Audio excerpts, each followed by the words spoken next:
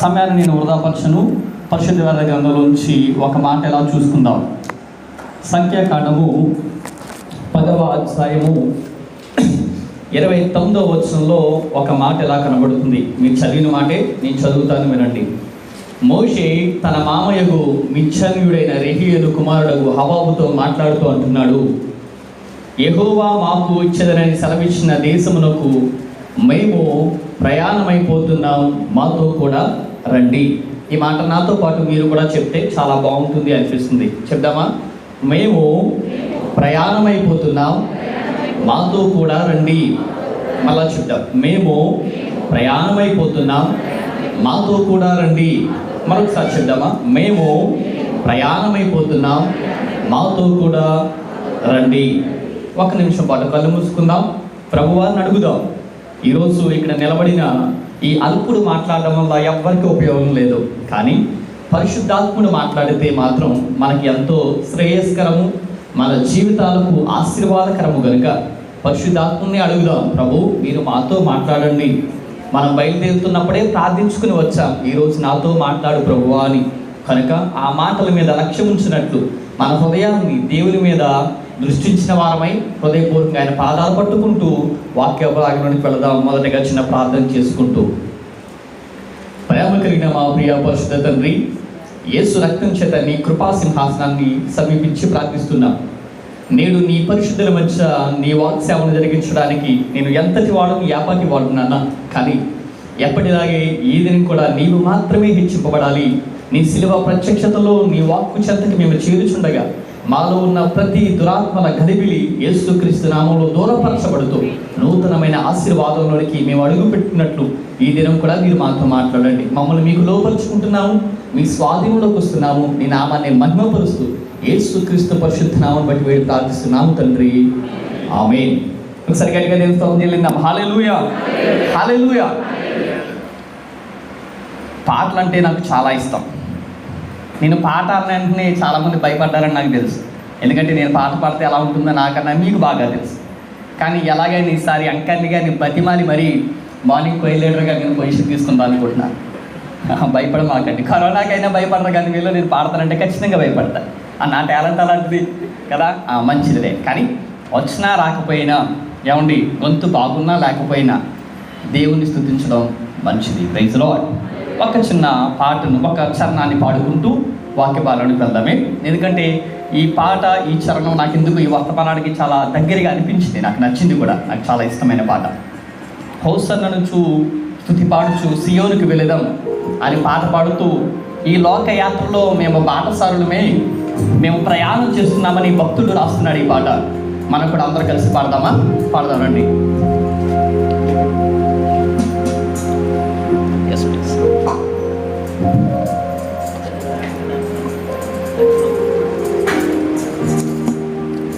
హోసన్నను స్తుతి పాడుచు సియోనుకు వెళ్ళదాం.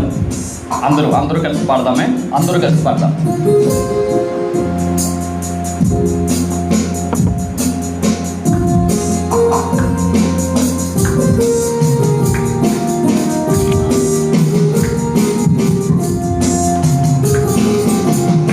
చప్పట్లు కొడదాం.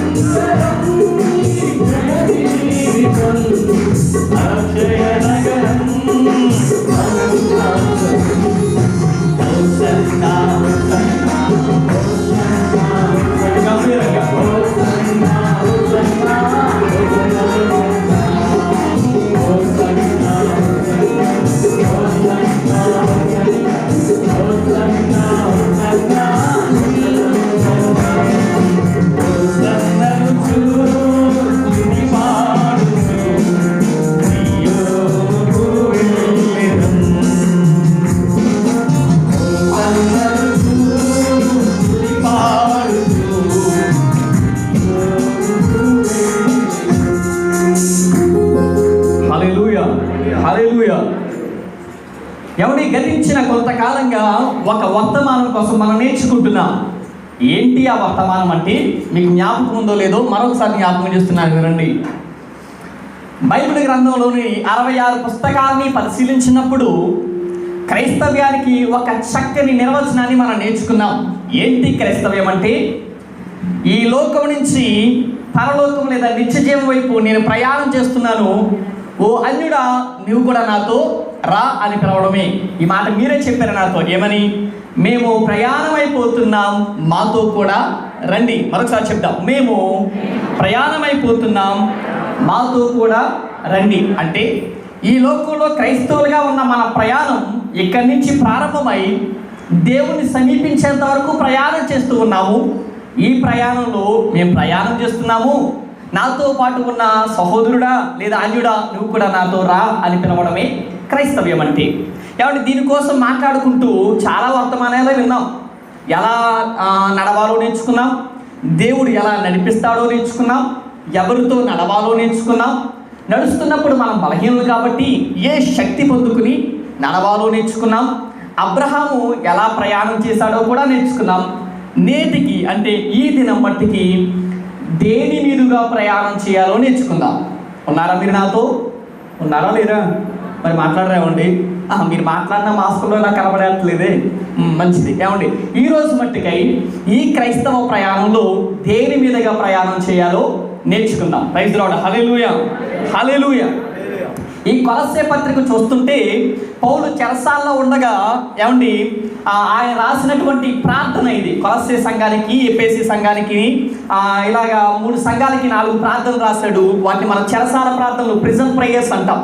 ఆ ప్రార్థనలో ఒక ప్రార్థనే ఈ కొలస్సే పత్రికలో మనం చదువుకున్నటువంటి ధ్యానాంశం. ఈ కొలస్సే పత్రికలో ఒక నిచ్చెన కనిపిస్తుంది. ఏమంటే ఏం కనిపిస్తుంది? ఒక నిచ్చెన కనిపిస్తుంది. ఆ నిచ్చెన ఎవరు అని మనం ఆలోచిస్తే నా మాట కాదు కానీ యేసుక్రీస్తు వారే చెప్పారు. చూస్తారా మీరు?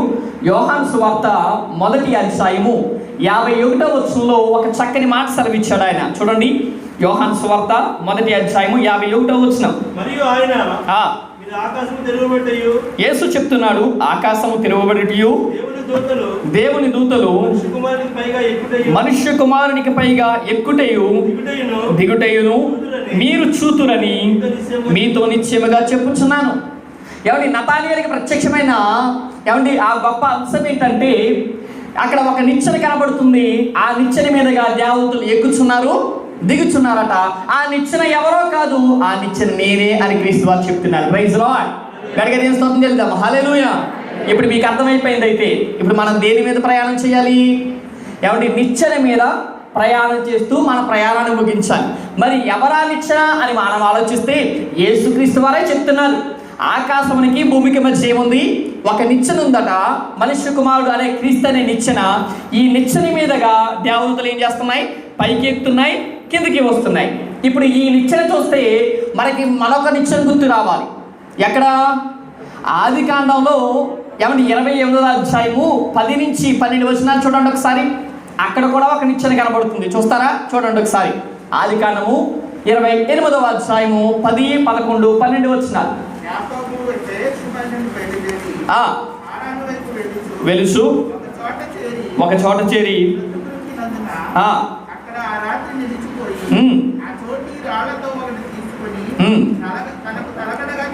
చేసుకుని అక్కడ పండుకున్నాడు. అప్పుడు యాకోబు ఒక కలగంటున్నాడు. యాకోబు పడుకున్నప్పుడు అందులో కూడా ఒక నిచ్చెన కనబడుతుంది. భూమి మీద నిలవబడి ఉందట. దాని కొనేమో ఆకాశం మీద ఉంది. దాని మీద దేవుని దూతలు ఎక్కుచూ దిగుతూ ఉన్నారు. చాలు. Praise Lord. హల్లెలూయా. ఏమంటే ఇక్కడ యేసుక్రీస్తు చెప్తున్న వారి నిచ్చెనకి ఆ నిచ్చెనకి చాలా పోలికలు ఉన్నాయి కదా. అక్కడ కూడా యాకోబుకి కల వచ్చింది. ఆ కలలో ఒక నిచ్చెన కనబడుతుందట. ఆ నిచ్చెన మీద దేవదూతలు పైకి కిందకి ఎక్కుచూ దిగుచూ ఉన్నారు. కానీ ఆనాడు యాకోబుకి ఏమంటే వినండి, ఆనాడు యాకోబుకి ఈ నిచ్చెన ఎవరో అర్థం కాలేదు. కానీ ఆ నిచ్చెన నేనే అని మన ప్రభువైన యేసుక్రీస్తు వారు సెలవిస్తున్నారు. కాబట్టి ఏమండి ఈ నిచ్చెన మీదుగానే ప్రయాణం చేయాలి. ఈ నిచ్చెనకి నేను ఒక పేరు పెడతాను. ఏంటో తెలుసా? కృపా నిచ్చెన, లాడర్ ఆఫ్ గ్రేస్. కృపానిచ్చిన. చెప్పండి అందరూ, ఏమిచ్చినా చెప్పాలి, అందరూ నోరు తెరిచి చెప్తే ఏమిచ్చినా కృపానిచ్చిన. అదేంటి, ఎందుకు ఈ పేరు పెట్టానో చెప్పనా, చెప్తాను వినండి. కృపానిచ్చిన అని ఎందుకు పేరు పెట్టానంటే ఇది మనుషుల వల్ల కలిగిందేమీ కాదు, మనుషులు కోరుకుంటే వచ్చిందేమీ కాదు. యేసుక్రీస్తు వారు కూడా అంతే. ఏమండి, ఆయనే ఆ నిచ్చెనని చెప్తున్నాడు కదా. ఈ యేసుక్రీస్తు మహాప్రభుడు వారేమి మనుషులు కోరుకుంటే వచ్చిన వాడు కాదు, మనుషులు కావాలని అడిగినందువల్ల ఈ భూలోకానికి వచ్చిన వాడేమి కాదు. దేవుని కృపచేత మాత్రమే మనకి ఏర్పడిన నిచ్చెన కాబట్టి అందుకే ఈ క్రీస్తు మహాప్రభుల వారిని మనం ఒక పేరు పెట్టుకోవచ్చు. ఏమని తెలుసా, కృపానిచ్చెన. ప్రైజ్ ది లార్డ్, హల్లెలూయా హల్లెలూయా. కాబట్టి యాకోబు కలలో కనబడిన నిచ్చెనలో ఒక కొనేమో ఆకాశం మీద ఉంది, మరొక కొనేమో భూమి మీద ఉంది. ఆకాశం మీద ఉన్న కొనలోనేమో పరిశుద్ధుడైన దేవుడు ఉన్నాడు, భూమి మీద నేల మీద మోపబడిన కొనలోనేమో పాపి అయిన యాకోబు ఉన్నాడు. ఇప్పుడు ఈ పాపి అయిన యాకోబు పరిశుద్ధుడైన దేవుడిని సమీపించాలంటే ఏమెక్కాలి చెప్పాలి, మీరు ఏమెక్కాలి, ఈ నిచ్చెన మీదుగా ప్రయాణం చేయాలి. ఇప్పుడు ఎవరు ఆ నిచ్చెన అంటే యేసుక్రీస్తు మహాప్రభుడు వారే ఆ నిచ్చెన. కాబట్టి వినండి జాగ్రత్తగా, పాపి అయిన మానవుడు పరిశుద్ధుడైన దేవుడిని సమీపించాలంటే క్రీస్తేస్ అనే కృపానిచ్చెన మీదుగా ప్రయాణం చేయాలి. ప్రైజ్ ది లార్డ్, హల్లెలూయా. గట్టిగా స్వాగతం చేద్దాం, హల్లెలూయా. అలా ప్రయాణం చేస్తూ అప్పుడు మనం చెప్పాలి ఏమనంటే, మేము ప్రయాణం అయిపోతున్నాం, మాతో కూడా రండి. ఆమేన్. గట్టిగా స్వాగతం చేద్దాం, హల్లెలూయా హల్లెలూయా. మరి నిచ్చెనంటే అంత ఆశామీషి కాదు కదా. ఏమండి, నిచ్చెనంటే ఏం చేయాలి, నిచ్చెన ఎక్కాలంటే వెంటనే ఎక్కగలుగుతామా? ఏమండి, ఇలా పట్టుకున్నంత మాత్రాన ఇప్పుడు ఎస్కలేటర్స్ వచ్చినట్టు ఫ్రీగా వెళ్ళిపోగలుగుతామా? లేదు. నిచ్చెనలు ఏముంటాయి, కొన్ని మెట్లు ఉంటాయి. అంటే మధ్యలో ఏముంటాయండి, కర్రలు అడ్డుపెట్టి ఉంటాయి కదా, ఒక్కో దాని మీద అడుగేసుకుంటూ వెళ్ళాలి. జంపు చేయడానికి ఏమీ కుదరదు, జంపు చేస్తే ఏమవుతాం, జారి కింద పడతాం. కాబట్టి చాలా జాగ్రత్తగా వెళ్ళాలి. మరి ఏ మెట్లు ఎక్కితే, ఏమండి, మన నిచ్చెన అయితే కనబడిన మెట్లు ఎక్కేస్తే సరిపోద్ది. మరి కృపానిచ్చెన అనే క్రీస్తులో ఏ మెట్లెక్కితే మన ప్రయాణం ముగిస్తుందో ఈరోజు చూపించి నా వాక్య భాగాన్ని ముగిస్తాను. ఆ మెట్లు పౌలు రాస్తున్నాడు కొలస్సే పత్రికలో. చూద్దామండి, మొదటి మెట్టు దగ్గరికి వెళ్తాను నేను. చూడండి, ఏమండి, కొలస్సే పత్రిక 1వ అధ్యాయం 9-14 చదవవసరం లేదు. ఏమండి, అక్కడ ఉన్నటువంటి మాటలు, ఏమండి, ఇక్కడ ఒక నిచ్చెన కూడా కనిపిస్తుంది. ఏమండి, వినండి. ఇప్పుడు 9-14లో ఒకసారి నా వైపు చూస్తూ 9-14 చదివామనుకోండి, పైనుంచి కిందకు వచ్చినట్టు కదా. ఇప్పుడు మరి నిచ్చెన ఎక్కాలంటే ఎక్కడి నుంచి ఎక్కాలి, మీకు చాలా విషయాలు తెలుసు. ఎక్కడి నుంచి ఎక్కాలి, అబ్బా మీ అంత జ్ఞానం ఉంటే పాటు కోబెట్టి నేను ఏలిద్దును. ఎక్కడి నుంచి ఎక్కాలండి, ఆ నిచ్చెన ఎక్కాలంటే కింద నుంచి ఎక్కాలి. కాబట్టి మనం 14-9వ వచనం దగ్గరికి వెళ్తాం. ఇప్పుడు మొట్టమొదటి ఏంటో చెప్తున్నాను చూడండి. అదే వచ్చిన కొలస్సే పత్రిక 1వ అధ్యాయము 14వ వచనం. మళ్ళా చదవండి. చేసెను. వినండి, ఆ కుమారుడు అంటే క్రీస్తు అనే నిచ్చెన యందు మనకు విమోచనము అనగా పాప క్షమాపణ. ఇది మొదటి మెట్టు. మొదటి మెట్టు ఏంటో చెప్పండి, పాప క్షమాపణ. అందరూ చెప్పాలి, ఏమిటండి ఇది, పాప క్షమాపణ. వినండి జాగ్రత్తగా. ఏమంటే క్రీస్తు మహాప్రభుడు వారు ఈ లోకానికి రావడానికి ఉన్న చాలా కారణాల్లో ప్రధానమైన కారణం ఏంటంటే ఈ లోకానికి ఏం కావాలి, పాప క్షమాపణ కావాలి.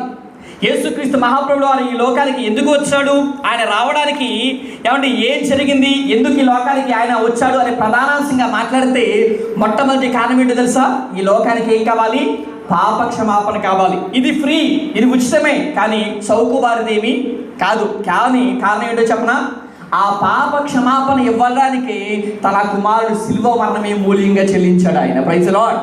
దేని గడిగా తెలుస్తాం, హల్లెలూయా. ఆ శిలువ, ఆ పాప క్షమాపణ ఇవ్వడానికి తన కుమారుని శిలువలో అప్పగించాడు ఆయన. చాలామందికి ఇంకా క్రీస్తుని ఎందుకు నమ్ముకున్నారో, క్రీస్తు ఎందుకు వచ్చాడో అర్థం కావడం లేదు. కొంతమందిని, అవయ్యా నీవెందుకు క్రీస్తు నమ్ముకున్నావు, ఎందుకు క్రీస్తులో ఉన్నామని అడిగామనుకోండి, అయ్యా నాకు ఒక భయంకరమైన వ్యాధి వచ్చింది, దాని నుంచి బాగు చేస్తే నేను క్రీస్తుని నమ్ముకున్నాను. నా కుటుంబంలో చాలా కష్టాలు, కన్నీళ్ళు, సమస్యలు ఉన్నాయి, అవి తీరిపోతే నేను ప్రభుని నమ్ముకుంటాననుకున్నాను, కాబట్టి నేను ప్రభుని నమ్ముకున్నాను. మా అమ్మాయికి ఎంతో కాలం నుంచి పెళ్ళి కావడం లేదు, ఆ దేవుని సన్నిధికి వస్తే ఎవరో పెళ్ళి అవుతుందని చెప్పారు, నేను వచ్చాను, పెళ్ళైంది మా అమ్మాయికి, కాబట్టి నేను దేవుణ్ణి క్రీస్తు నమ్ముకున్నాను. వినండి తమ్ముడు అక్క చెల్లియానా, జాగ్రత్తగా విను. కేవలం నీ స్వస్థపరచడానికి యేసుక్రీస్తు మహాప్రభుడు వారి ఈ లోకానికి రావాల్సిన అవసరం లేదు. ఉన్నారా మీరు నాతో? నీ సమస్యలు తీర్చడానికి, నీ అప్పుల బాధలు తీర్చడానికి, ఇంకా చెప్పన నీ పిల్లకి పెళ్లి చేయడానికి సిలువలో అత్యంత దారుణంగా హింసింపబడవలసిన అవసరం ఆయనకి లేదు. మరి ఎందుకు వచ్చాడయ్యా ఈ లోకానికంటే, ఈ లోకమంతా సర్వలోక మానవాళి కూడా పాపం చేత పట్టబడి ఉంది. ఆ పాపం నుంచి విడిపింపబడి ఆ పాపపు నిమిత్తము క్షమాపణ పొందడానికి యేసుక్రీస్తు ప్రభువు వారు ఈ లోకానికి నిచ్చెనగా వచ్చినాడు ఆయన. ఆమేన్. కడిగే దేవుని స్తోత్రం చెల్లిద్దాం. హల్లెలూయా, హల్లెలూయా. క్రీస్తు ఎందుకు సిలువ మరణం పొందాడంటే ఈ లోకానికి పాప క్షమాపణ ఇవ్వడానికి. చాలా జాగ్రత్తగా వినండి. ఏమండి, పాప క్షమాపణ అని మాట్లాడుకుంటున్నాం కదా, అంత సింపుల్గా ఏం అయిపోలేదు ఇది. పాప క్షమాపణ అనే అద్భుతం ఎంత బాగా జరిగిందో చెప్పనా? ఏమండి, ఎంత బాగా జరిగిందో చెప్పనా? మీరే చూడండి, స్పీడ్గా తీయండి, చూద్దాం ఒకసారి. దావీదు అంటున్నాడు 103వ కీర్తన 12వ వచనంలో. ఏమండి, 103వ కీర్తన 12వ వచనంలో దావీదు చెప్తున్నాడు, చూడండి ఒకసారి. పడమటికి తూర్పుకి ఎంత దూరమో ఆయన నా అతిక్రమములను అంత దూరం వచ్చాడట. ఏమంటే వింటున్నారా? క్రీస్తు రక్తం కిందకి ఎవరైతే వస్తాడో వాడు పాపాలు ఎలా క్షమించబడ్డాయి తెలుసా? ఎవడు వింటున్నారు తమ్ముడు? నీ పాపాలు నా పాపాలు ఎలా క్షమించబడ్డాయి తెలుసా? పడమటికి తూర్పుకి ఎంత దూరమో అంత దూరంగా నా పాపాలని ఆయన పారవేశానని దావీదు అంటున్నాడు. ఏమంటే యెషయా ఏమంటున్నాడు తెలుసా? యెషయా ఇంకో చాట అంటాడు, చూడండి 38వ అధ్యాయము 17వ వచనంలో. 38వ అధ్యాయము 17వ వచనంలో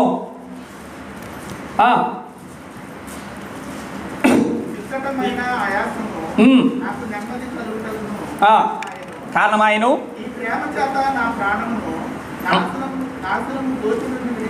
విడిపించితివి. వినండి తమ్ముడు, నీ వీపు వెనక తట్టు నా పాపములన్నీ పారవేసి ఉన్నావు. ఏమంటే దావీదు అంటున్నాడు, నీ దగ్గరికి వచ్చి క్షమాపణ పొందిన వెంటనే నా పాపాలకి నాకును తూర్పుకి పడమరకి ఎంత దూరమో అంత దూరం అయిపోయాయి, అలవాటు వచ్చింది అంటున్నాడు. ఏమంటే యెషయా ఏమో, అయ్యా నీ దగ్గరికి చేరగానే నా పాపాలని క్షమించి ఆ పాపాలు ఏం చేసావు? నీ వీపు వెనకదట్టు పారవేసి ఉన్నావు. ఇక మరి అన్నటికీ మనము చూడలేమని. అంటే మీకా ఏమంటున్నాడు తెలుసా? అంటే మీకా గ్రంథం 7వ అధ్యాయం 19వ వచనంలో కొంచెం చూద్దారామని కూడా. మీకా గ్రంథంలో నుండి 7వ అధ్యాయము 19వ వచనం. ఆయన మన యందు జాలిపడును, మన దోషములను అణిచివేయును, వారి పాపములన్నిటినీ సముద్రపు అగాధములో పడవేయు. Praise the Lord. ఏమంటే దావీదేమో నాకు నా పాపాలకి ఎడబాటు కలిగింది అంటున్నాడు. ఏమంటే యెషయా ఏమో నా పాపాలని క్షమించి నీ వీపు వెనకదట్టు పాడేస్తున్నావు అంటున్నాడు. ఏమంటే మీకా ఏమో నా పాపాలని సముద్రపు అగాధంలో పాడేసామంటున్నాడు. Praise the Lord, hallelujah. ఏమంటే హెబ్రీ పత్రికలో 8:12 కూడా ఇంకో మాట ఉంటుంది, అది ఇర్మియాతో చెప్పిన మాట, కానీ ఇక్కడ పరిశుద్ధాత్ముడు రాస్తున్నాడు. హెబ్రీ పత్రిక 8:12 అంటాడు, చూడండి. నీ పాపములు మరి ఎన్నటికి నేను చెప్పాలి నీ పాపములు మరి ఎన్నటికి నేను జ్ఞాపకమే చేసుకోను. ఆమేన్. అంటే పాప క్షమాపణ అంత ఈజీగా జరగలేదు. పాప క్షమాపణ అద్భుతం ఎంత గొప్పదో తెలుసా? పాప క్షమాపణ వచ్చినప్పుడు దావీదు అంటున్నాడు, యేసుక్రీస్తు చెంత లేదా దేవుని చెంత పాపాలు ఎలా క్షమించబడ్డాయో తెలుసా? నీ పాపాలు క్షమించబడి తూర్పుకి పడమరకి ఎంత దూరమో అంత దూరం వేయబడ్డాయి. ఏమంటే మీకా అంటున్నాడు, యెషయా అంటున్నాడు, నా పాపమును క్షమించి నీవు వీపు వెనకదట్టు పారవేశావంటున్నాడు. మీకా అంటున్నాడు, నా పాపమును సముద్రపు అగాధంలో పారవేశావంటున్నాడు. ఏమంటే ఇర్మియా అంటున్నాడు, నా పాపను మరి అన్నటికి నీవు జ్ఞాపకం చేసుకున్నావు. Praise the Lord, hallelujah, hallelujah. మన పాపాలు అలా క్షమించబడ్డాయి. మన పాపాలు క్షమించడానికి దేవుడు అంత గొప్ప కార్యం చేశాడు. ఆయన అన్నిటికీ జ్ఞాపకం చేసుకోవాలంట. మన పాపాలు మనకు క్షమించబడి విడిచిపెడితే మనం చాలామంది కన్నీరు విడిచి పశ్చాత్తాపడి పాపాలు ఒప్పుకుని విడిచిపెట్టి ఏమండి మరలా వాటిని జ్ఞాపకం చేసుకుంటారు. అన్నారా మీరు నాతో? అండ్ మరలా వాటిని జ్ఞాపకం చేసుకుంటాం. దేవుడేమో మెగాఫోన్లో చెప్తున్నాడు, ఏమని? నీ పాపాలు మరి అన్నటికీ జ్ఞాపకం చేసుకోను అని. కానీ సాతాను గారు మన చెవిలో చెప్తాడు, ఒరే నువ్వు అలాంటి వాడురా, నువ్వు అలాంటి దాని అమ్మాయి అని చెవిలో చెప్తుంది. ఆటలు తెలుసుకుని ప్రభువా అని ఏడుస్తూ ఉంటాం. మన పాపాలు క్షమించిన అద్భుతంలో మన పాపాలు మరి అన్నటికీ ఆయన జ్ఞాపకం చేసుకున్నాడు. కానీ ఏమండి వినండి, కానీ మరి మన జీవితంలో ఏమండి మొదటి మెట్టైన ఈ పాప క్షమాపణ అని ఆ మెట్టి మీద మనం ఎక్కామో లేదో మనం చూసుకోవాలి. ప్రైజ్ ది లార్డ్, హల్లెలూయా, హల్లెలూయా. ఆయన క్షమిస్తాడు, క్షమించి జ్ఞాపకం చేసుకోడు, క్షమించి సముద్రంలో పారేస్తాడు, క్షమించి ఆయన వీపు వెనకదట్టు వేసుకుంటాడు, పడమరకి తూర్పుకి ఎంత దూరం అంత దూరం చేస్తాడు. కానీ ఆ మెట్టు ఎక్కి మన జీవితాల్లో క్షమాపణ పొందిన అనుభవం ఉందో లేదో మనమే జ్ఞాపకం పెట్టుకోవాలి. ప్రైజ్ లార్డ్, హల్లెలూయా. గట్టిగా దేవుని స్తోత్రం చెల్లిద్దాం, హల్లెలూయా. ఎప్పుడైనా దేవుని దగ్గరికి వచ్చినప్పుడు ఏమండి, క్రైస్తవులుగా బ్రతుకుతున్న మనము దేవుని పాదాల చెంత చేరినప్పుడు, ఆయన పాదాలు పట్టుకుంటున్నప్పుడు లోతైన పశ్చాత్తాపం కలిగి మన పాపాలు ఏమంటే ఆయన దగ్గర ఒప్పుకొని ఈ పాపాలకు నేను క్షమాపణ పొందాను అని ఎప్పుడైనా నీ జీవితంలో అనుభవం ఉంటే అప్పుడు నీవి మెట్టెక్కినట్టు లెక్క. ఉన్నారా మీరు నాతో? కానీ మన జీవితాల్లో లోతైన పశ్చాత్తాపం కలిగి ఈ పాపాలు దేవుని దగ్గర ఒప్పుకుని ఆయన నా పాపాన్ని క్షమించాడు అని అనుభవం మన జీవితంలో లేకపోతే క్రైస్తవునిగా ఉండి క్రైస్తవ రుసుకులో బ్రతుకుతున్నంత మాత్రాన మన ఈ ప్రయాణంలో మన జీవితాన్ని సాగించినట్టు లెక్క కాదు. పాపంలోనే బ్రతుకుతూ ఉంటే, పాపంలోనే జీవిస్తూ ఉంటే పాపాలు క్షమించబడ్డాయని ఎలా మనం భ్రమపరుచుకుంటాం? మనమే ఎందుకు అలా మోసం చేసుకుంటాం? ఈ ప్రయాణంలో క్రీస్తు అనే కృపానిత్యంలో ఇక్కడి నుంచి అక్కడికి ప్రయాణం చేయాలి. ఆ మొదటి మెట్టు దగ్గర చతికిల పడిపోతే బాధ కలిగితే బాధ కలగండి, పర్వాలేదు. ఏమండి, ఆ మొదటి మెట్టు దగ్గర కూర పడిపోతే, ఆ మొదటి మెట్టు దగ్గర ఆగిపోతే ఇంకెప్పుడు పరిశుద్ధుడైన దేవుని చేరేది? ఇంకెప్పుడు పరిశుద్ధుడైన ప్రభు చెంతకి చేరి మన పాపాలని ఒప్పుకునే విధానాన్ని బట్టి నిత్యరాజ్యం ఆయన స్తుతించేది? మనం మోసం చేసుకోవద్దు. కానీ ఏమండి, ఆయన చేసిన పాప క్షమాపణ అద్భుతం బట్టి జ్ఞాపకం చేసుకుంటూ మన పాపాలు ఒప్పుకొని క్షమాపణ అనుభవం పొంది ఆ మొదటి మొట్టెక్కి అప్పుడు చెప్పాలి. ఏమండి, అప్పుడు చెప్పాలి ఏమని? మేము ప్రయాణం అయిపోతున్నాం, మాతో కూడా రండి. Praise Lord. ఇక్కడికి తీసుకొని వెళ్దాం. హల్లెలూయా, హల్లెలూయా. సమయాన్ని వృధా పరచును. నీకు మిమ్మల్ని చాలా మెట్లు ఎక్కించాలి. ఈరోజు ఖచ్చితంగా ఎక్కిస్తాను. చూడండి, అయితే ఇప్పుడు రెండో మెట్టు దగ్గరికి వెళ్దాం. మళ్ళీ అదే మాట, 1వ అధ్యాయము 14వ వచనం.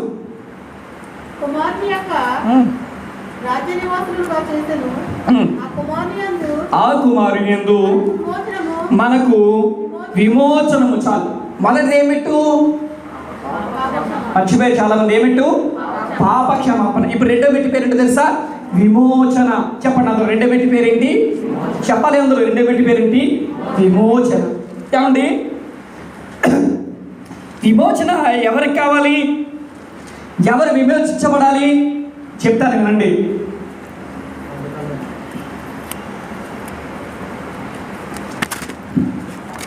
నా వాచ్ చూస్తున్నారు నా వంక? నేను అంత అందంగా ఆడలే, పర్వాలేదు, ఎలా చూడండి ఒకసారి. నా వాచ్ నా దగ్గరే ఉంటే నేను దీన్ని విమోచించుకో అవసరం లేదు. నేను అంకాని గారిని షావుకారు గారికి ఖచ్చితంగా అలాగుంటాడు ఆయన కదండి. ఆ షావుకారు గారి దగ్గర నేను దీన్ని ఒక 10 కేజీలకి తాకట్టు పెట్టాను. ఎంతకి చెప్పాలి? ఎంతకి? 10 కేజీలకి తాకట్టు పెట్టాను. ఇప్పుడు మరలా నా వాచ్ నేను తీసుకోవాలంటే ఆయనకి ఎంత ఇవ్వాలి? చంపేస్తారు మిమ్మల్ని. 10 కేజీలకి ఇచ్చేస్తాడు ఆయన తాకట్టు పెడతాయి. కనీసం పైన 1, 2 వేసి ఒక 12 కేజీలు ఇస్తే అప్పుడు మీరు నాకు ఏమిస్తారండి? ఎవరు అవుతుందని ఆలోచిస్తున్నాడే. అంటే 12 కేజీలు ఇవ్వలేదు కదా తాకట్టు పెడితే అలాగా. అంటే ఆయన దగ్గర ఉంది, దాన్ని నేను ఏం చేయాలి? విమోచించుకోవాలి. మానవ జాతి అంతా దేవుడి దగ్గరే ఉండుంటే దేవునికి విమోచించుకోవాల్సిన పని లేదు. కానీ ఈ మానవ జాతి ఆదాము దగ్గర నుంచి నేటి వరకు కూడా మానవ జాతి అంతా కూడా అమ్మబడిపోయింది. దేనికో చెప్పనా? మీరే చూడండి. దేనికో చెప్తున్నా చూడండి. రోమపత్రిక 7వ అధ్యాయము 14వ వచనం. 7వ అధ్యాయము 14వ వచనం. ఎందుకు విమోచన కావాలి అంటే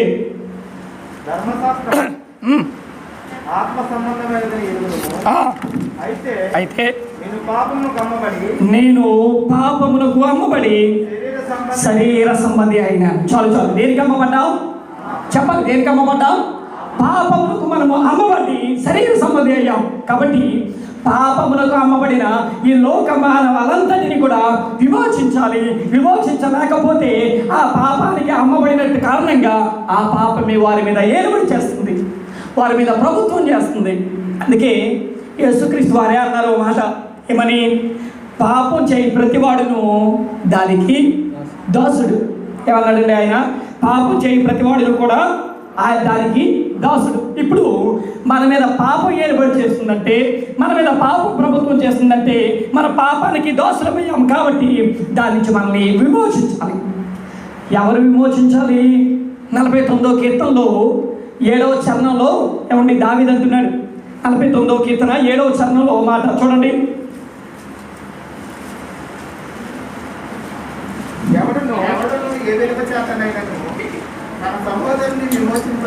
ఎవడు కూడా ఏ విధం చేత కూడా తన సహోదరుని విమోచింపలేడు. మరి ఎలా విమోచింపాలి మానవాళిని అంటే వెండి బంగారం అంటే క్షయ వస్తువుల చేత విమోచింపడం పడలేదు. కానీ పేతురు వస్తున్నాడు మొదటి పత్రికలో కదండి. పేతురు మొదటి పత్రిక 1:18-19 ఆయన అంటున్నాడు చూడండి ఒకసారి. మొదటి పేతురు 1:18-19.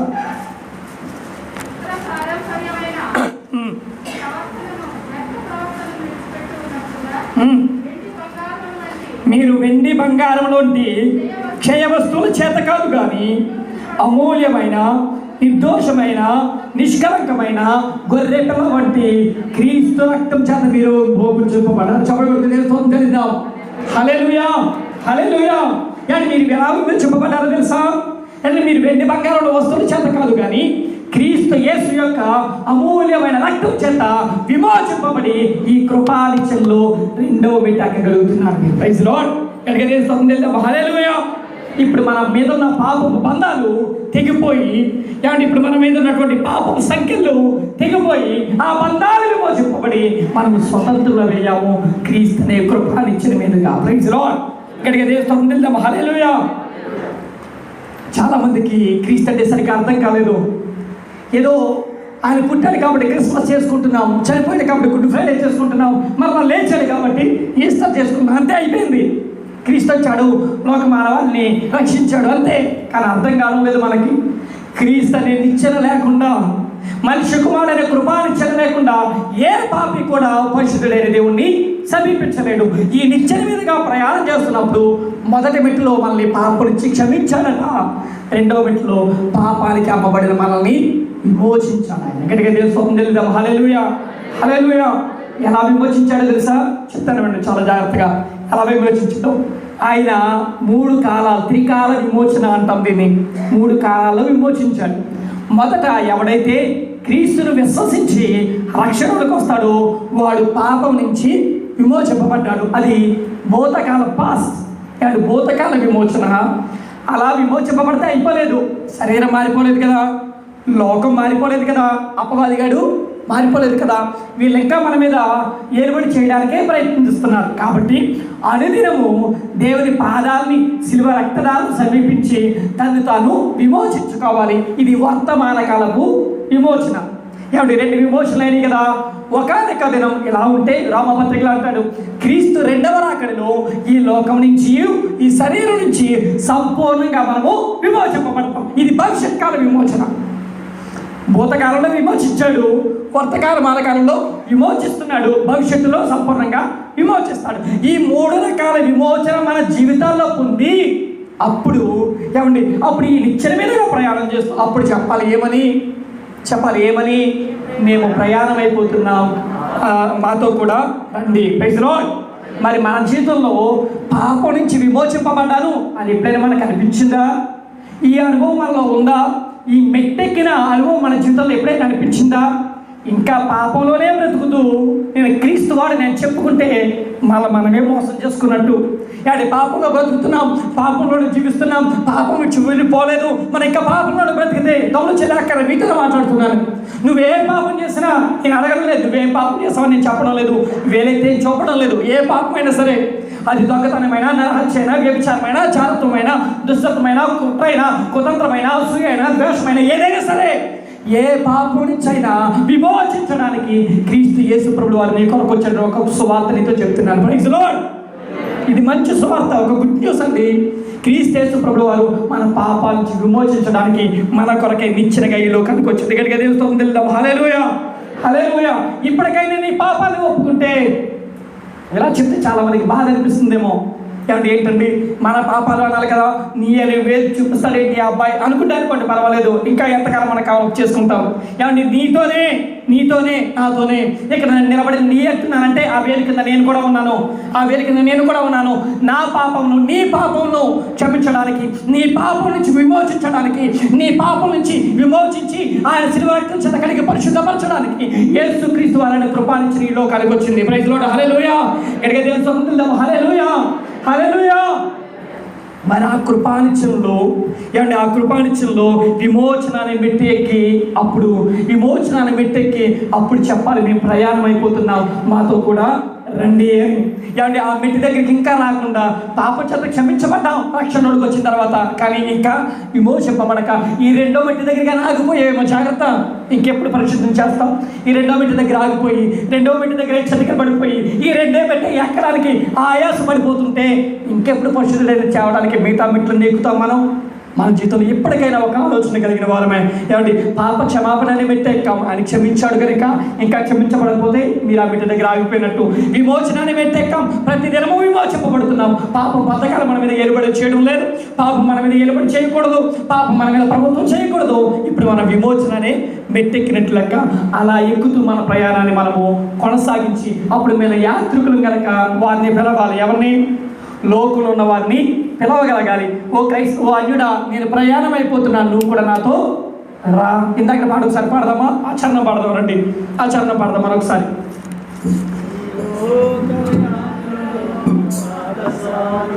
పాడదాం అందరూ.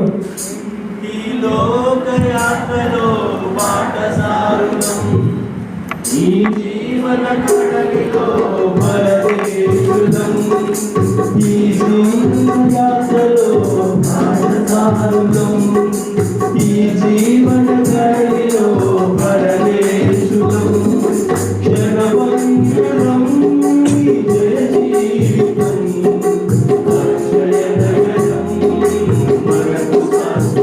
శాశ్వతం, క్షణవంతరం ఈ జయ జీవితం, అక్షయనగరం మనకు శాశ్వతం.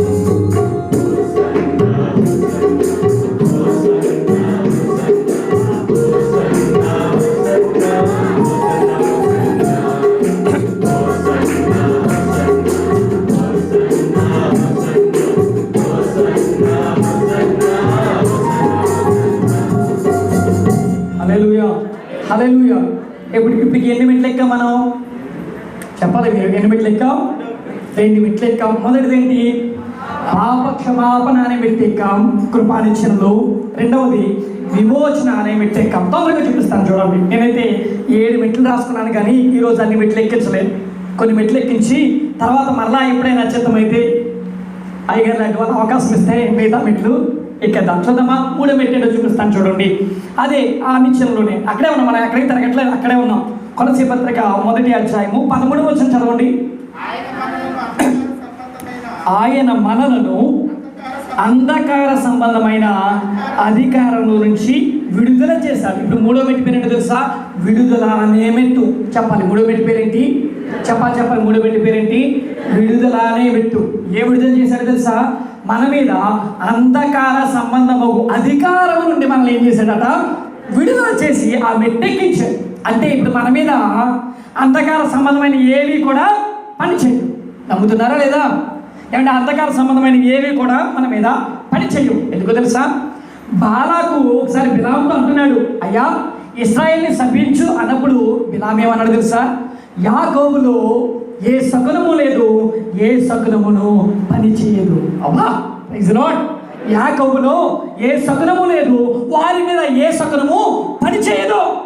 క్రీస్తు యేసు రక్తంలో కడగబడి క్రైస్తవ విశ్వాసులుగా మన జీవితాన్ని ప్రారంభిస్తుంటే, మన జీవితంలో కొనసాగుతుంటే మన మీద అంధకార సంబంధమైనది ఏది కూడా చేతకటి కానీ చిల్లంగి కానీ దెయ్యాలు కానీ ఏవి మన మీద ఏం చూపకూడదు, ప్రభావం చూపకూడదు. అయినా ఏమని వింటున్నారు మీరు? అయినా ఇంకా మన జీవితంలో అలాంటి ప్రభావం ఉంటే ఏమండి, దేవాది దేవుడు ఒక మాట సెలవిస్తాడు యోహాను పత్రికలోనే. ఏమండి, మీకు తెలిసిన మాట, లోకంలో ఉన్నవానికంటే ముగించాలి మీరు. లోకంలో ఉన్నవానికంటే నాలో ఉన్నవాడు చాలా గొప్పవాడు. Praise Lord. మరి నాలో అంత గొప్పవాడు ఉన్నప్పుడు మరి దురాత్మల సమూహం మన మీద ఎందుకు ప్రభావం చూపిస్తుంది? అలా ప్రభావం చూపించడానికి వీల్లేదు. బాగా చెప్పారు. మరి ఎందుకండి ప్రార్థన చేయించుకున్నప్పుడు ఏమండి, మరి ఎందుకంటే ప్రార్థన చేయించుకున్నప్పుడు ఏమండి దెయ్యం వచ్చి నా కల్లో నా గుండెల మీద కూర్చుందండి. ఎక్కడంట చెప్పాలి మీరు? ఎక్కడ? ఇంకెక్కడ దానికి ప్లేస్ దొరకలేదు. ఎక్కడ కూర్చుంది? గుండెల మీద కూర్చుందండి. నా గొంతు పట్టుకుని అయ్యో నొక్కేస్తుందండి అయ్యగారు. కారణం ఏంటో చెప్పనా? ఏమండి కారణం ఏంటో చెప్పనా? నువ్వు ఇంకా ఈ మెట్టు ఎక్కలేదు. ఏ మెట్టు ఎక్కలేదు? క్రైస్తవ ప్రయాణంలో క్రీస్తు అనే కృపానిత్యంలో ఏమండి అంధకార సంబంధంలో యొక్క విడుదల అనే మెట్టు నువ్వు ఇంకా ఎక్కలేదు. ఎక్కితే ఏది నీ మీద ప్రభావం చూపించదు. అలా వచ్చి ప్రార్థించుకుంటున్నావంటే ఆ మెట్టు ఎక్కలేదని అర్థం. ఇప్పుడు ఎలా అన్నానంటే ఇంకొకటి ఎవరన్నా ప్రార్థన చేయించుకోవడం అర్థం. ఉన్నారా మీరు నాతో? ఏమండి ఉన్నారా లేదా? ఏమంటే మనం నిజంగా క్రీస్తు అనే కృపానిత్యం మీదుగా ప్రయాణం చేస్తుంటే ఏమండి పాప క్షమాపణ పొందును నీవు, పాప నుంచి విమోచింపబడుతున్న నీవు మూడవది దేని నుంచి విడుదల చేస్తారో తెలుసా?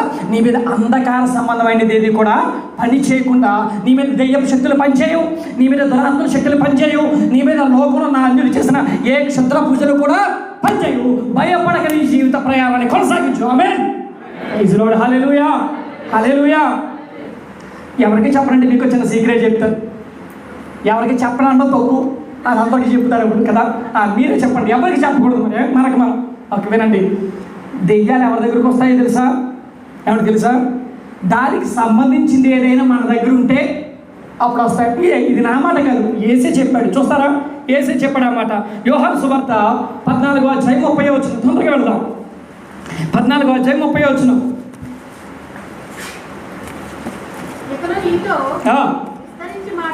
ఇక నీతో విస్తరించి మాట్లాడను. ఈ లోకాధికారి వచ్చేస్తున్నాడు, వారితో నాకు సంబంధం ఏమీ లేదు. Praise lord.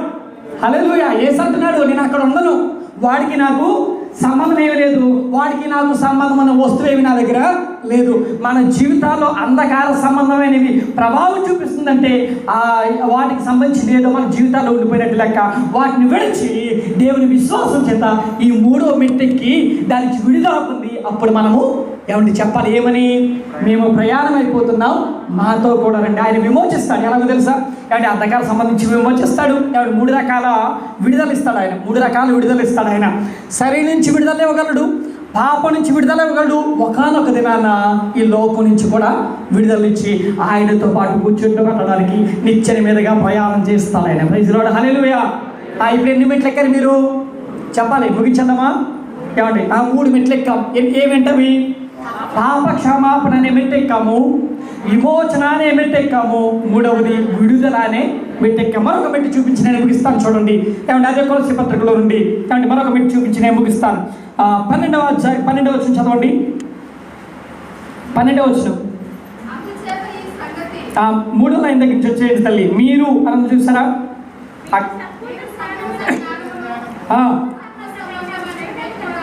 గలవారునై, గ్రహించిన వారునై, ప్రతి సత్కార్యములు సఫలులగుచు. చాలు. ఏమండి చివరి మెట్టు ఏంటో తెలుసా? ప్రతి సత్కార్యం ఏమవ్వాలి? సఫలులగుచు. అంటే చివరి మెట్టి పేరు ఫలించుట. ఏమండి మరొక మెట్టి పేరేంటి? చెప్పాలి. మరొక మెట్టి పేరేంటి? ఫలించుట. అండ్ ఒక విషయం చెప్పనా మీకు? క్రీస్తు అనే ద్రాక్షవల్లితో ఈ తీగలు అంతగట్టబడినప్పుడు దానిలోని సారాన్ని పొందుకుని ఈ తీగలు ఏమవుతాయి? ఫలించడం మొదలు పెడతాయి. Praise Lord. హల్లెలూయా, హల్లెలూయా. క్రైస్తవుడు అనే దానికి ఒక ఆయన చెప్పాడు. ఏమండి క్రైస్తవుడు అనే దానికి సరైన అర్థం ఏంటంటే ఫలించేవాడు. ఏమండి క్రైస్తవుడు అనే దానికి అర్థం ఏంటి? ఫలించేవాడు. దేవుడు మనం ఫలించాలనే కోరుకున్నాడు కదా. ఆది కాండం నుంచి చూడండి, 1వ అధ్యాయం 28వ వచనం కానీ, 8వ అధ్యాయం 18వ వచనం కానీ, 9వ అధ్యాయం 1వ వచనం కానీ ఎక్కడ చూసినా మీరు ఫలించి అభివృద్ధి పొంది విస్తరించి భూమిని నిండించండి అన్నాడు. మనం ఫలించాలనే కోరుకున్నాడు ఆయన. ఉన్నారా మీరు నాతో? మనం ఏమవ్వాలి? చెప్పాలి. ఏమవ్వాలి? ఫలించాలి. ఫలించి ఏమంటే అనేక మందికి ఫలభరితంగా ఉండాలి. ఇలా ఫలింపులోనికి వచ్చిన వాడు ఏమంటే ఈ కృపానిత్యంలో ఈ చివరి పెట్టుకుతున్నట్టు లెక్క. Praise Lord. హల్లెలూయా. మరి ఫలించడం అంటే ఏంటండి? ఏమంటే ఫలించడం అంటే ఏంటి? ఒక మంచి అర్థం చెప్పనా? మీరే చూడండి. రోమా పత్రిక 7వ అధ్యాయం 4వ వచనంలో ఏమంటే 7వ అధ్యాయం 4వ వచనంలో ఈ మాట చెప్తున్నాడు ఆయన. ఫలించడం అంటే ఏంటో, మనము దేవుని కొరకు ఫలమును ఫలించినట్లు లేపబడిన క్రీస్తు అని వేరొకరిని చేరుటకై. చాలు వినండి. అంటే ఫలించడం అంటే ఏంటో తెలుసా? అంటే ఫలించడం అంటే క్రీస్తును సమీపించడం. గట్టిగా దేవుని స్తోత్రం చెల్లిద్దాం. హల్లెలూయా. ఎవరో మాట్లాడలేదు నాతో. ఎవరు ఉన్నారా మీరు? ఫలించడం అంటే ఏంటి? క్రీస్తు అనే వారిని సమీపించడం, క్రీస్తు అనే వేరొక పురుషుణ్ణి సమీపించడమే మన జీవితంలో ఫలించడం అంటే. మరి నిజంగా మన క్రీస్తుని సమీపించి జీవించామనుకోండి, నిజంగా క్రీస్తు చెంతే ఉన్నామనుకోండి, క్రీస్తు సమీపాన ఉన్నామనుకోండి, మన జీవితాల్లో మన లక్షణాలు మారాలా లేదా? ఒక సామెత ఉంది. ఏమని? 6 నెలలు సహవాసం చేస్తే, సామెత చెప్పమంటే మా వాళ్ళ తర్వాత చెప్పండి. 6 నెలలు సహవాసం చేస్తే వాడేమో వీడవుతాడట, వీడేమో వాడవుతాడు. మరి మన క్రైస్తవ జీవితంలో ఎన్నో సంవత్సరాల నుంచి కదా మన క్రీస్తుతో సహవాసం చేస్తున్నాం, మరి ఆ లక్షణాలు రాలేదే? క్రీస్తులో ఉన్న ప్రేమ, క్రీస్తులో ఉన్న దయ, క్రీస్తులో ఉన్న త్యాగం, ఇలాంటి లక్షణాలు మన జీవితాల్లో లేకుండా నేను క్రీస్తుతో సహవాసం చేస్తున్నాను, క్రీస్తుని సమీపించాను కాబట్టి నేను ఫలించాను భ్రమలో ఎందుకు బ్రతుకుతున్నావు? క్రీస్తుని సమీపిస్తే నీవు ఫలించినట్టు లెక్క. అలా ఫలించావంటే నీ జీవితము క్రీస్తు అనే రూపాంతరపరచబడాలి. ఆమేన్. హల్లెలూయా. క్రీస్తు వలే రూపాంతరపరచబడి, క్రీస్తు వలే అనేక జీవితం మారి, క్రీస్తు వలే నీ స్వభావము, నీ లక్షణాలు, నీ ప్రవర్తన, నీ ప్రతి స్థితి మారి సంపూర్ణమైన రూపాంతరం చెందితే అప్పుడు నువ్వు ఏమండి రవితేజలా కాదు, లేకపోతే నానిలా కాదు, లేకపోతే రాజులా కాదు, క్రీస్తు వలే కనబడతావు. అప్పుడు చివరి మెట్టెక్కి దేవుణ్ణి చేరగలుగుతావు. Praise the Lord. Hallelujah. Hallelujah. మన జీవితంలో ఈ మెట్టెక్కగలిగామని ఆలోచించగలగాలి. ఏమంటే ముగిస్తున్నాను వినండి. ఏమంటే ఇదే నా చివరి మాటలు ముగిస్తున్నాను. ఏమంటే మన జీవితంలో ఏమంటే క్రీస్తు అనే కృపానిచ్చే మీదుగా ప్రయాణం చేయాలి. మేము ప్రయాణం చేస్తున్నాం, మాతో కూడా రండి మనం పిలుస్తున్నాం. కానీ ఏమంటే ఈ మెట్టు వరకు మనం ప్రయాణం చేయకుండా ఎక్కడో ఆగిపోయాం. ఫలింపు అనేది మన జీవితంలో కనపడడం లేదు. ఎన్నో సంవత్సరాల నుంచి క్రీస్తు సహవాసంలో ఉన్నాం. మరి సహవాసం ఉంటే మన జీవితంలో ఫలాలు ఏమండి ఆయన వస్తున్నప్పుడు ఏమండి ఆయనకి ఇష్టమైన ఫలాలు కోరుకుంటున్నప్పుడు దాన్ని అందించే స్థితిలో మనం లేకపోతే, ఆ రూపు, ఆ లక్షణాలు, ఆ స్వభావము క్రీస్తు అనే రూపాంతరం మన జీవితంలో లేకపోతే వీడెవడో నాకు తెలియదు అని ఆయనే మన మొహం మీద ఉమ్మేసేవాడుగా ఉన్నాడట. ఏమంటే వీడెవడో నాకు సంబంధం లేదు, ఈమె ఎవరో నాకు తెలియదని ఆయన చేత మనం నిందించుకున్న వారిగా ఉంటాం. ఏదో ఇక్కడ బాగానే గడిచిపోతుంది కదా. ఏమంటే క్రైస్తవులుగా ఏమండి నల్లంచు ఎర్రంచు బైబిల్ పట్టుకుని నడిచి వెళ్ళిపోతున్నంత మాత్రాన అనేక మంది మన క్రైస్తవులు అనుకుంటున్నారు కదా అని మనమే భ్రమపరుచుకుంటున్నాం.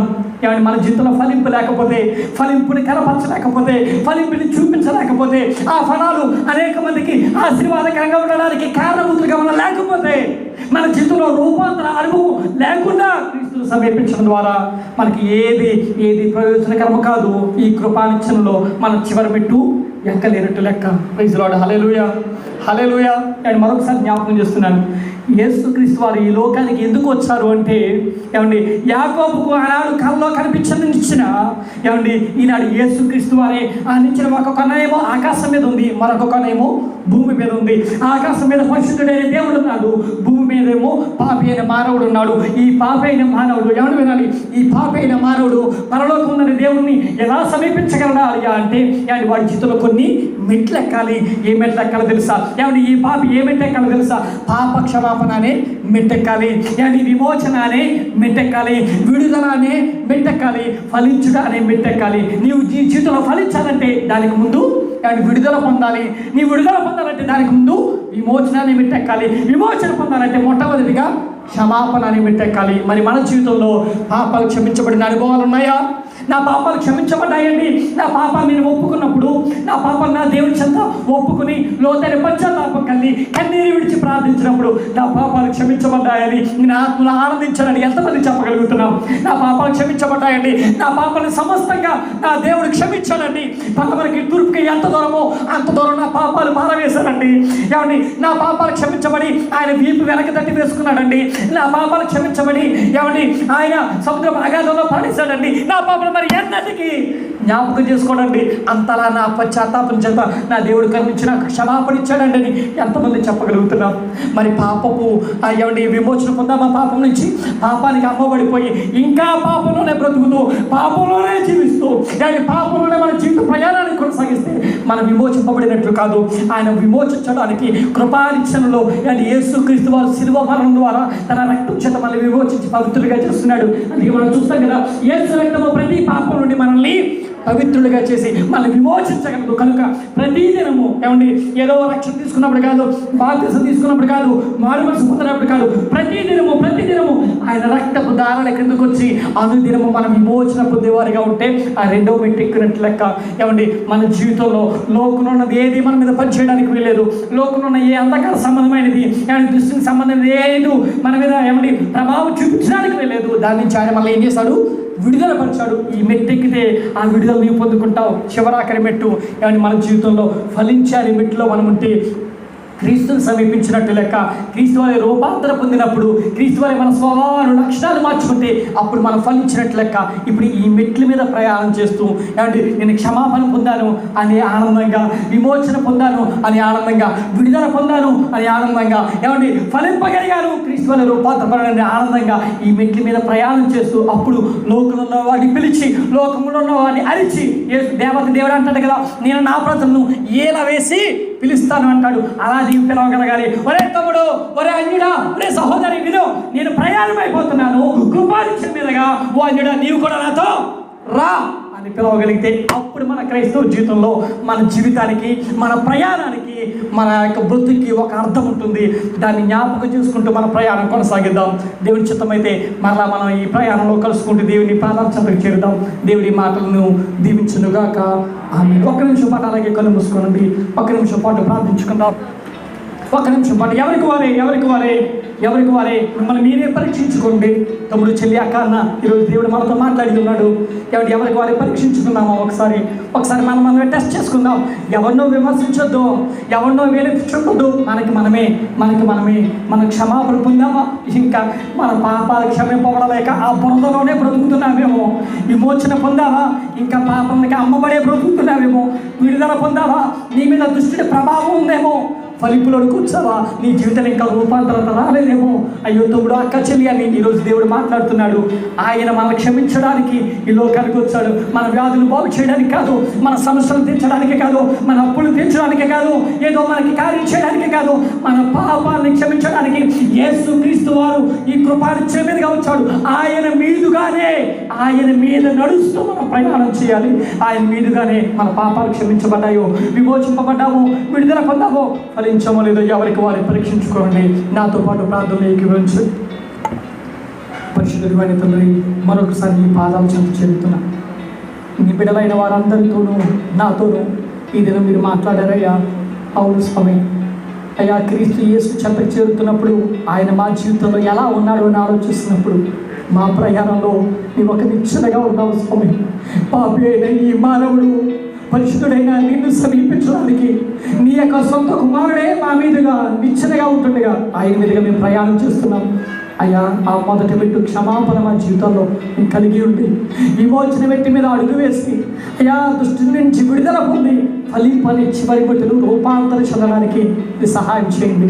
మీరు కృపచేతనే మీకు మాకు నిచ్చిన గ్రహించారు కనుక మీ కృపచేతనే అయ్యా మేము ఎక్కలేకపోతున్నాం, తడబడుతున్నాం, చితికిలు పడిపోతున్నాం, జారిపోతున్నాం. అయ్యా మేము జారిపోకుండా నీ చెయ్యి పట్టుకొని నీ సహాయం చేత నిన్ను వాడి వారు ఎడవారిని సెలవిచ్చావు కనుక మా శక్తి ఆయన ఇచ్చిన ఎక్కడానికి సరిపోదు కనుక ప్రభు నీ చేతితో మా చేయి పట్టుకుని ఆ నిచ్చిన మీదగా ఎక్కించి ఈ పరిశుద్ధుడైన దేవుడిని ఈ పాపి అయిన మానవుడు సమీపించడానికి సహాయం చేయమని ఈ నామానికి మహిమ చెల్లిస్తూ యేసుక్రీస్తు నామం పెట్టుకుని ప్రార్థిస్తున్నాము తండ్రి. ఆమేన్.